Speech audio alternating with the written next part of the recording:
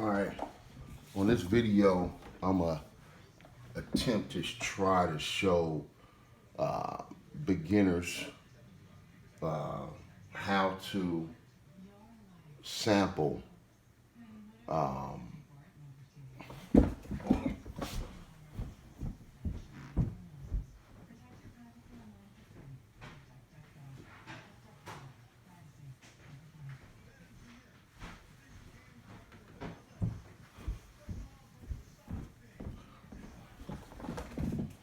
Okay, so on this video, I'm going to try to attempt to show beginners how to sample using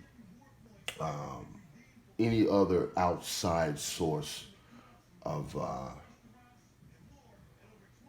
any kind of sound or music or whatever have you. Right now, I'm going to use the Zoom Rhythm RT123.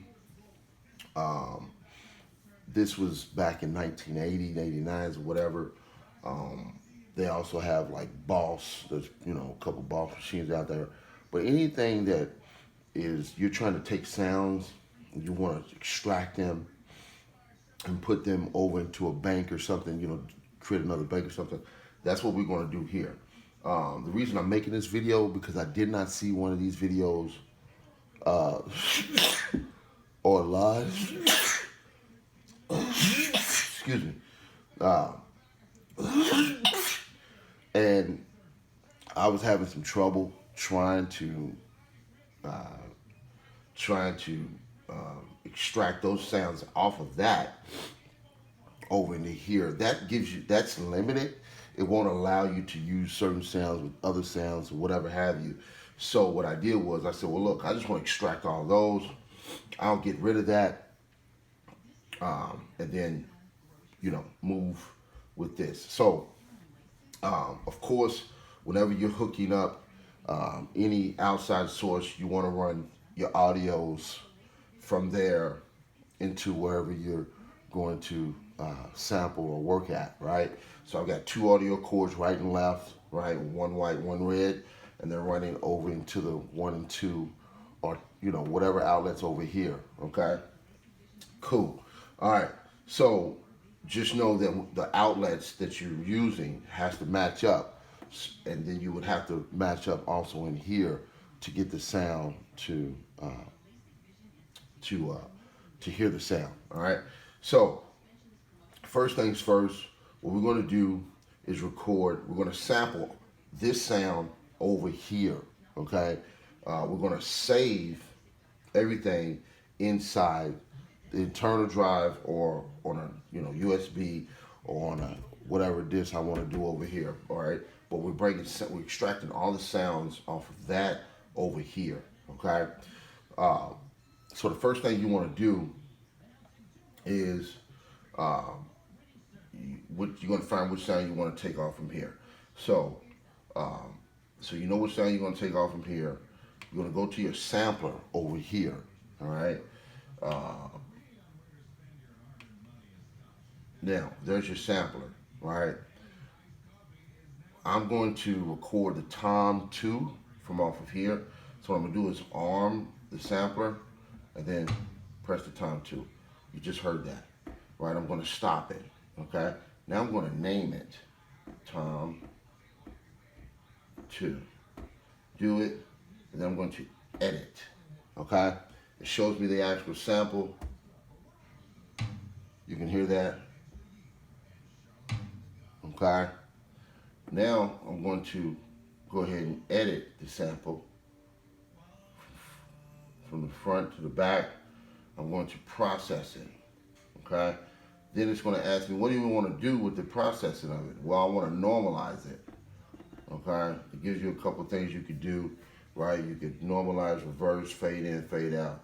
Well, whenever you're first taking samples off, first what you want to do is always normalize that sound. All right, and what normalize is doing is basically saying, all right, let's at least take this sound, right, and put it at a standard frequency, right, so the ear can hear it, right? So it's going to normalize it. So it may have been recorded in there very low, or it may have been recorded in there, a little bit, wobbly or whatever. Well, this is going to normalize that sound so we can all distinguish that sound as what that sound is, right? So that's what normalizes. So we want to normalize it, and you see it expanded the frequency. All right, it expanded the frequency. All right, it was very low, but now it expanded the frequency and says, okay, we're going to put it at least a standard so everyone knows and identifies that's what that sound says that sound is, right? All right.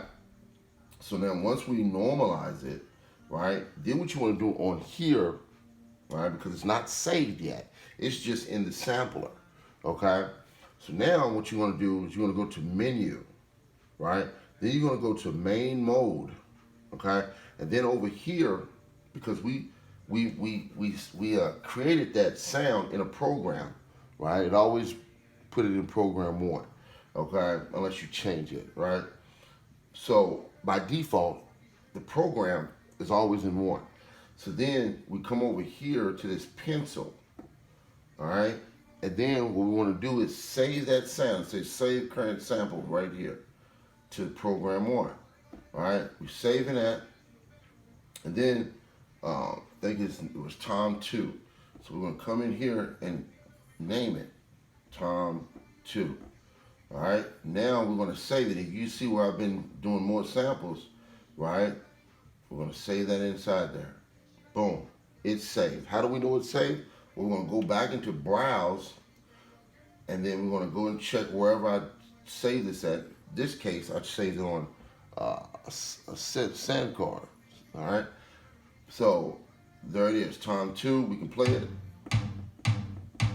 Okay, there's Tom 1, snare, kick. There you go. That's how you sample from another outside source into the MPCX, saving you time.